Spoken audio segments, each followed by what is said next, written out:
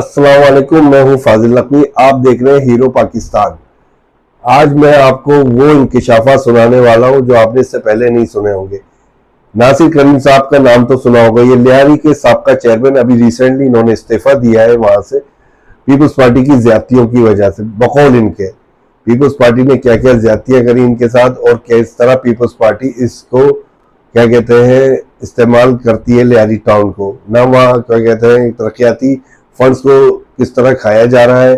اس میں M C صاحب بھی شامل ہیں، انہوں نے الزام لگایا ہے ناصر کریم صاحب نے، اور کوئی جنید صاحب ہیں جو کہتے ہیں کہ سمجھائے کہ کبھی یہ مورے چینج ہوتے رہتے ہیں، کبھی عزیر بلوچ بن جاتے ہیں، کبھی کوئی وزیر داخلہ بن کر اس لیاری کو کنٹرول کرنا چاہتا ہے، کبھی کوئی کیا کہتے ہیں گینگ وار کے مختلف چہرے ہیں جس میں جنید صاحب کا بھی نام لیا جا رہا ہے، اور یہاں تک کہ کہا جا رہا ہے کہ وہ حدیث فریال تالپور سے بھی زیادہ اسٹرانگ ہے۔ مجھے نہیں لگتا، مگر انہوں نے یہ بتایا ہے کہ پیپلز پارٹی کس طرح، اور میئر صاحب کا خاص طور پہ انہوں نے ذکر کرا، اور میئر صاحب کو مینٹل قرار دیا، انہوں نے پاگل قرار دیا۔ میں نے نہیں کرا، یہ ناصر کریم صاحب نے۔ آپ ان کے انکشافات سنیں، اس کے بعد میں آپ کو اور تفصیل بتاتا ہوں، دیکھیے ان کا انٹرویو۔ کیا جنید جیڈی جو ہے وہ لیاری کے معاملے میں فریال تالپور صاحبہ سے زیادہ طاقتور ہے؟ ثابت یہی ہوا میرے معاملے میں۔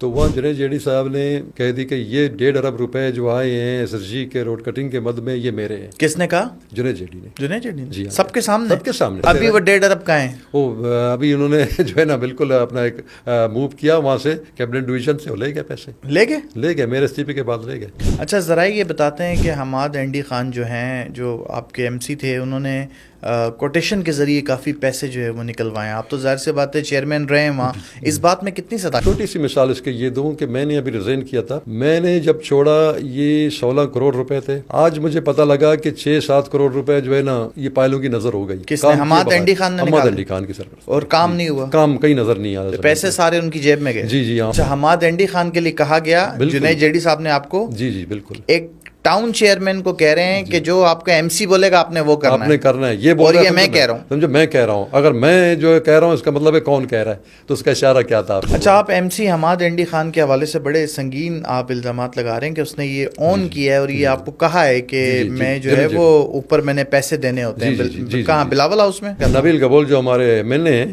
اس کو ہر مہینے کچن چلانے کے لیے 5 لاکھ روپے دیتے تھے۔ تو مزید اور کتنے لوگ ہیں جنہیں جو ہے وہ آپ کے ایم سی پیسے بانٹ؟ وقاص شوکت ہیں جو بلاول ہاؤس میں ہوتے ہیں، ایک نبیل گبول کا نام آیا تھا۔ آپ نے مرتضیٰ باب صاحب کو میئر کراچی ہیں، سر آپ نے ان کو پتہ نہیں نفسیاتی کے پاگل قرار دیا ہے، یہ کیوں آپ اتنی زیادتی کر رہے ہیں؟ پاگل پن اس طرح ظاہر ہوتی ہے کہ روڈوں پہ آ کے ناچنا اور جھوٹ در جھوٹ بولے۔ اتنی گندی گالیاں میں نے اپنی زندگی میں نہیں سنی ہے، کسی کے لیے بھی نہیں سنی۔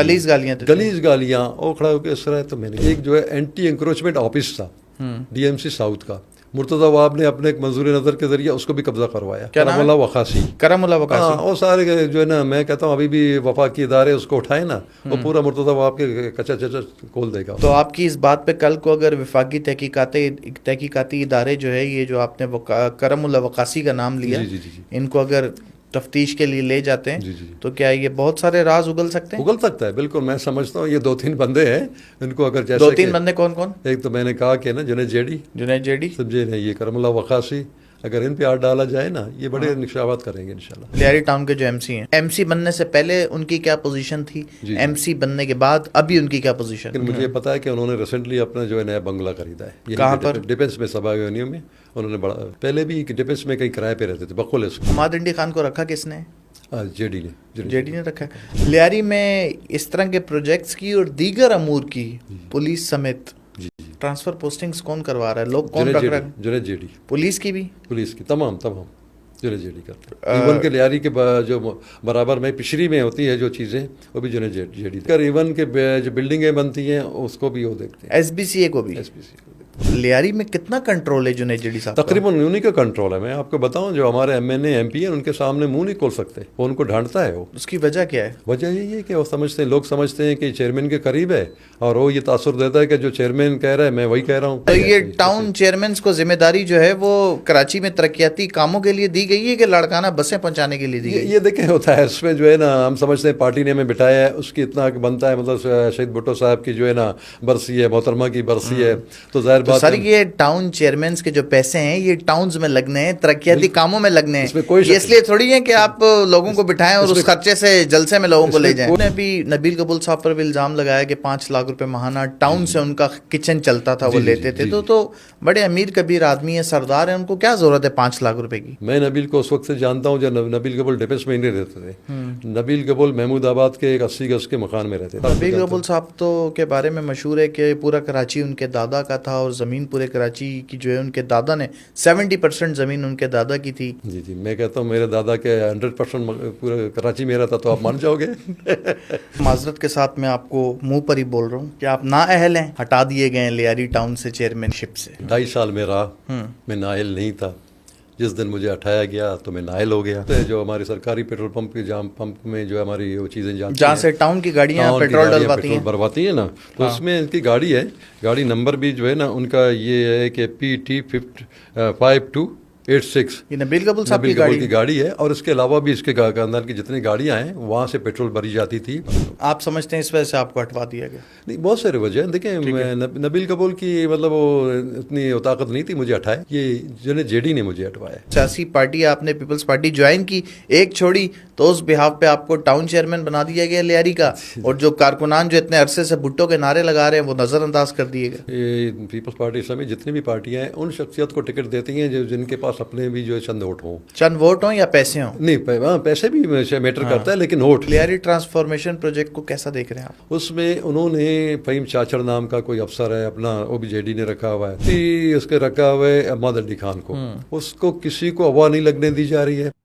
یہ الزامات جو انہوں نے لگائے یہ آج سے کیا کہتے ہیں, پہلے جماعت اسلامی کی حزب اختلاف سیف الدین ایڈوکیٹ نے مختلف مواقع پہ پریس کانفرنسوں پہ احتجاجوں میں لگاتے رہے. اور آپ اس وقت کراچی کی صورتحال میں زیادہ بات نہیں کروں گا. کراچی کی صورتحال 3 مہینے بعد بہت کچھ چینج ہونے جا رہا ہے میری نظر میں, اور اس کا پہلا قطرہ ریڈ لائن سسٹم پہ پڑا ہے. ریڈ لائن سسٹم سمجھ گئے, سسٹم میں ضرور نام لیتا ہوں.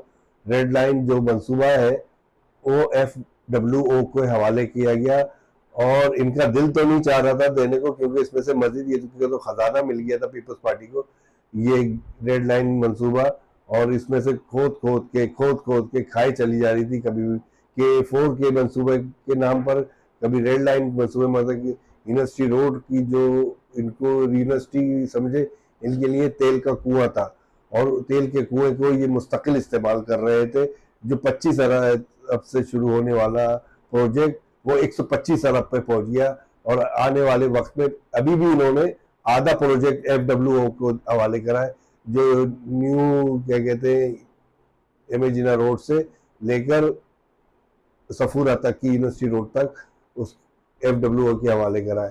یہ اس طرح کے اگر چھان بین کی جائے, تحقیقات کی جائے, پیپلز پارٹی کے 18 سال میں اس شہر کو جیسے نوچ کے کھایا ہے, آپ کو واضح ہو جائے گا کہ اس شہر کے ساتھ کتنی زیادتی کری ہے اس پیپلز پارٹی نے. اور جو لوگوں نے ان کو لا کے بٹھایا ہے انہیں سوچنا چاہیے, انہیں سمجھنا چاہیے, اور اس شہر کو ان لوگوں کے حوالے کرنا چاہیے جو ایماندار قیادت ہے. شکریہ. اللہ حافظ.